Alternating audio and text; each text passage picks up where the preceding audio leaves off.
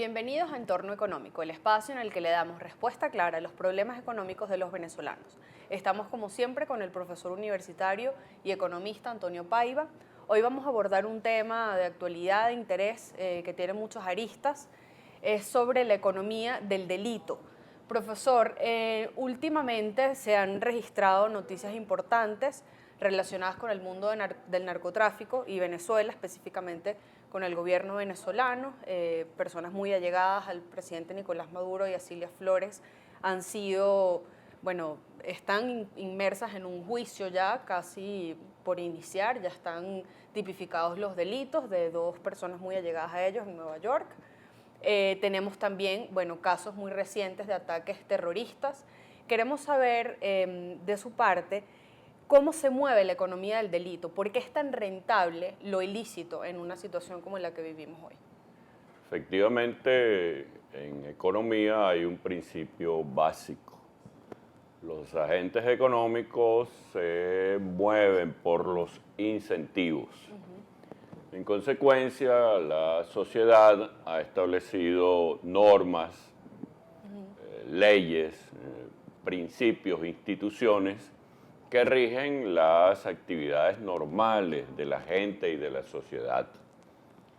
Siempre han existido piratas, contrabandistas, traficantes, y en la medida en que el Estado de Derecho tipifica las cosas que la gente puede hacer y las cosas que no puede hacer, entonces se establecen, digamos, límites para la actividad económica. Una actividad económica normal hoy en día es la producción, la venta y el consumo de licores. Hace unos años eso era un ilícito. Las películas de los gángsters de los años 20, 30 en Estados Unidos. El mundo árabe, hoy inmerso en severos problemas de terrorismo, tiene como uno de sus paradigmas que la gente no puede consumir licor porque no lo permite la religión. Y entonces, cuando esas leyes empiezan a ser demasiado rígidas, taxativas, se abre un espacio para el comercio ilícito, para el comercio ilegal. Lamentablemente hay que decir que estos ilícitos han alcanzado un enorme poder económico. Cifras de los organismos económicos internacionales, Banco Mundial, Fondo Monetario Internacional y algunas investigaciones establecen que entre un 10 y un 20% del comercio mundial está ocupado por estas actividades ilícitas. Ok. Profesor, específicamente en el caso de la droga, las noticias que aparecieron a partir del 11 de noviembre para acá, con los dos sobrinos de Cilia Flores, ha traído, al debate público, como es lógico, el tema del narcotráfico en Venezuela. Nosotros hemos hablado varias veces sobre todo lo que afecta a la economía venezolana, la escasez, el bachaqueo, depender tanto del petróleo. Pero esta arista del narcotráfico y cómo el narcotráfico afecta a la economía en Venezuela es una arista que no hemos hablado. Entonces, claro, nosotros hablamos de todo lo que es legal y todo lo que debería hacerse desde el punto de vista del orden, y tenemos este lastre por detrás, que es algo que tenemos que considerar ahora, ¿no? Sí, efectivamente, el negocio del narcotráfico es un negocio fabuloso que mueve millones de dólares, millones de euros, millones de yuan. Hay países productores netos y hay países consumidores netos de estas estupefacientes, de estas sustancias nocivas. Y dado el nivel de rentabilidad tan alto que hay allí, el narcotráfico ha penetrado organizaciones policiales, partidos políticos y, lamentablemente, gobiernos. Gobiernos que o bien lo toleran o bien participan directamente de ese negocio, algunos con justificaciones de tipo político, pues vamos a envenenar la juventud de tal país que es considerado nuestro enemigo, o vamos a pervertir una sociedad que no piensa religiosamente como la nuestra, que es el caso que hoy se está viviendo en el mundo, pero además los incentivos económicos pues penetran, permean una clase política sin valores, sin principios, que manipulan las informaciones, que tienen contactos por la vía de los medios de telecomunicación y de los de informática, y entonces han crecido a nivel mundial con redes que en el lenguaje de tus colegas de la comunicación social hablan de los clanes, de los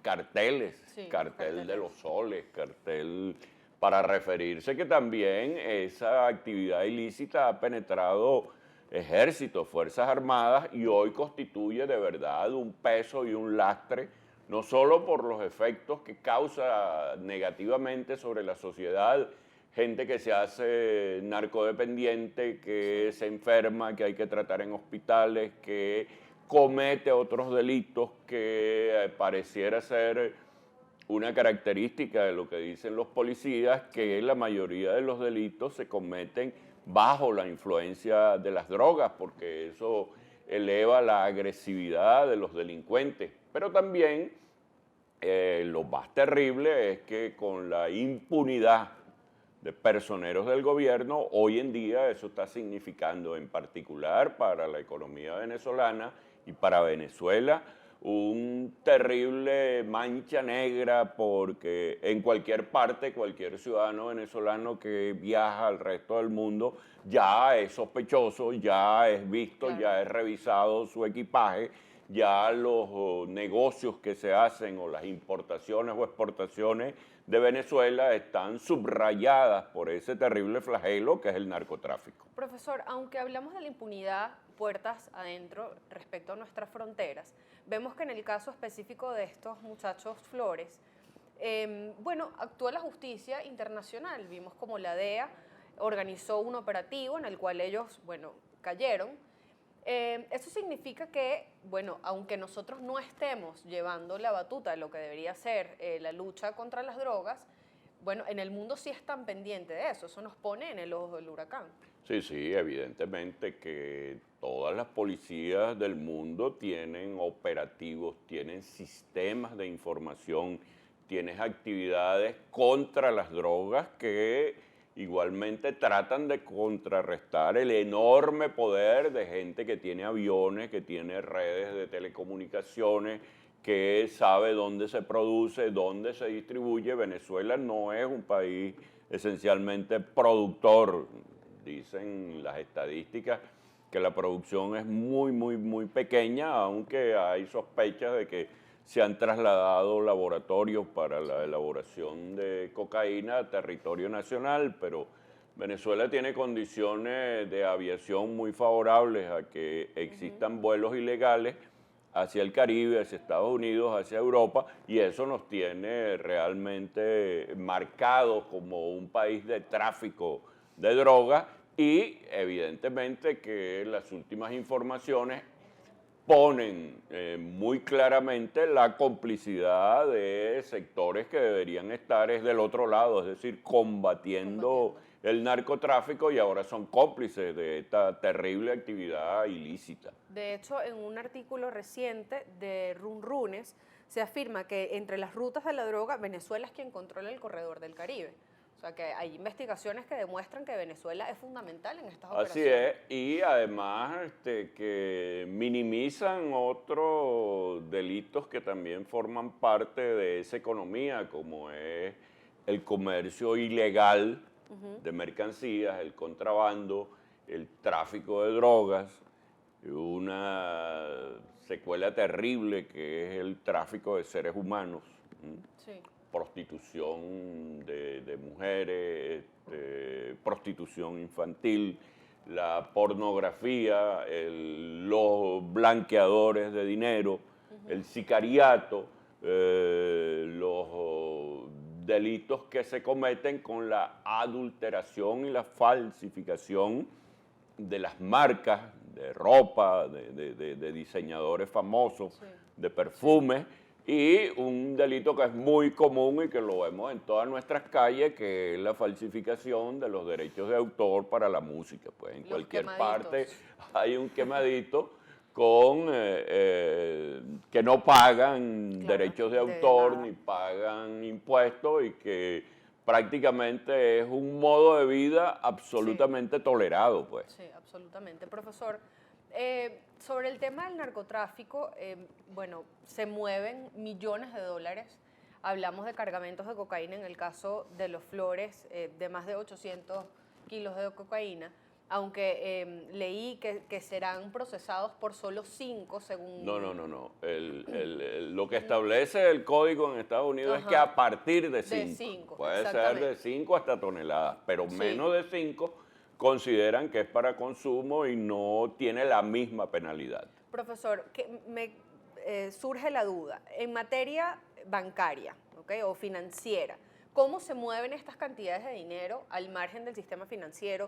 Estos son transacciones que se hacen en efectivo. ¿Cómo no son tomadas a tiempo? Evidentemente que el blanqueo de capitales y que es producto de dos delitos terribles como son la corrupción y como es el narcotráfico, pues ya las regulaciones de Basilea, Ok. que son convenios que establecen entre los gobiernos y el sistema financiero, el sistema bancario, han establecido un conjunto de normas para tratar de minimizar las distorsiones que ocasionan estos flujos de dinero que de repente no tienen ninguna justificación y entonces los bancos, las instituciones financieras establecen un conjunto de restricciones muy severas para que quien abre una cuenta y empieza a movilizar dinero que no es justificado. Ok. Estas empresas que sirven de pantalla, de escudo a los narcotraficantes, ellos compran hoteles, compran compañías y a través de ellas, encubiertos con una actividad aparentemente lícita, mueven mucho más dinero que el que están generando con el producto o el servicio que prestan.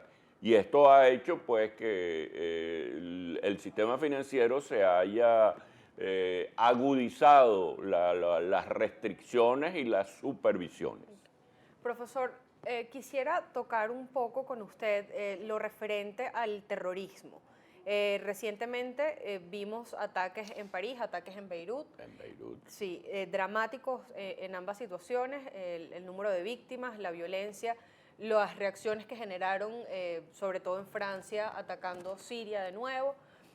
Yo quisiera saber cómo se maneja la economía detrás del terrorismo, cómo se financian estos grupos, cómo logran ellos captar gente, cómo logran financiar los ataques, su armamento, etcétera. Esto se ha sofisticado mucho, pues los grupos terroristas amenazan gobiernos, hay la sospecha de que algunos gobiernos llegan a acuerdos con estos terroristas para que no efectúen operaciones dentro de su territorio y a cambio de eso lo financian, les dan dinero, les proveen de armamento y constituyen hoy uno de los flagelos más terribles que tiene la humanidad, porque imagínense lo que es una ciudad como París, que recibe entre 70 y 80 millones de turistas al año. Eso es alrededor de un promedio de más de 5 millones por mes.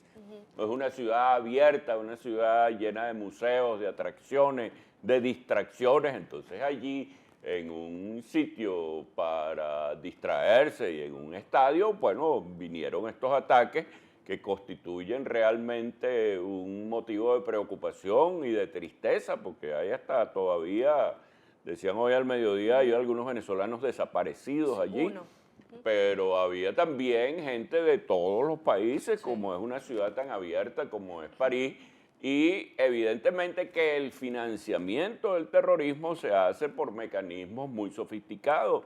Hay terroristas que están metidos en el negocio de la bolsa, metidos en el negocio del petróleo, metidos en el negocio de cualquier tipo que lo utilizan para captar gente a través de la publicidad y la propaganda que hacen por las redes sociales y por estos benditos paradigmas religiosos, que bueno, el que no piense como yo, no tenga mi religión es un infiel y hay que aniquilarlo, no es ni siquiera convencerlo, sino algo que ya el mundo superó desde hace más de 10 siglos. Ellos todavía están en un fundamentalismo que está causando no solo pérdidas humanas, sino también terribles daños económicos. Profesor, sobre este tema, una experta en la materia, Loretta Napoleoni, economista, escritora, italiana, periodista, analista, italiana, experta en la financiación del terrorismo, ella afirma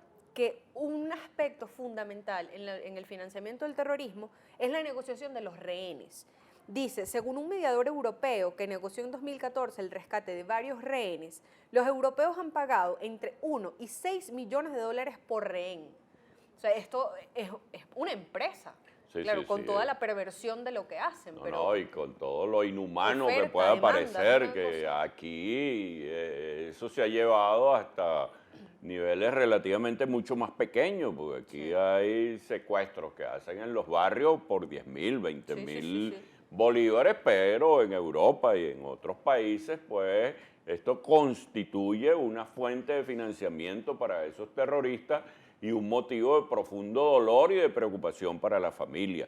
Efectivamente, las policías han tratado de mejorar sus sistemas de información, han hecho un seguimiento, incluso las mismas operaciones financieras sirven de pistas para dar con estos culpables, pero evidentemente que tienen el respaldo y el gobierno, de una manera directa y a veces haciéndose los locos, no persiguiéndolos, sino dejándolos que operen, que también es una forma de estimular ese delito. Profesor, hay muchas teorías sobre cómo acabar con el terrorismo desde el punto de vista militar, político, educativo, desde el punto de vista económico, que es lo que nos atañe. ¿Qué se puede hacer en el Concierto de las Naciones para intentar, bueno, de alguna manera quitarle el incentivo a este tipo de actividades? Sí, en primer lugar, pues existe una ley económica que cuando el incentivo es muy elevado, pues hay suficiente motivación para gente que en vez de seguir una carrera universitaria se va por el camino del delito.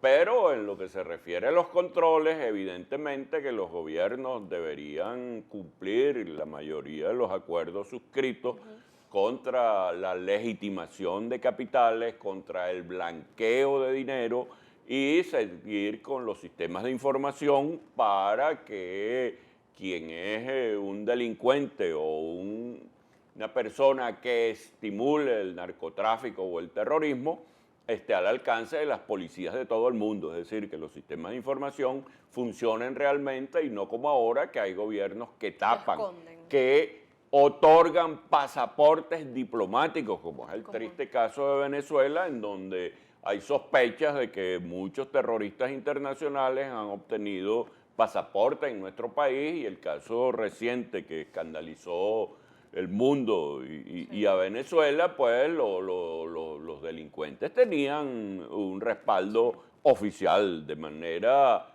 tácita, pero lo tenían. Pues. Sí. Profesor, muchísimas gracias. Este es un tema que lamentablemente pica y se extiende. Bueno, queremos darles las gracias por su sintonía. Nos pueden contactar a través de @apaiva64, @isaiturrizas, ambas cuentas en Twitter. Muchísimas gracias. Hasta un próximo Entorno Económico.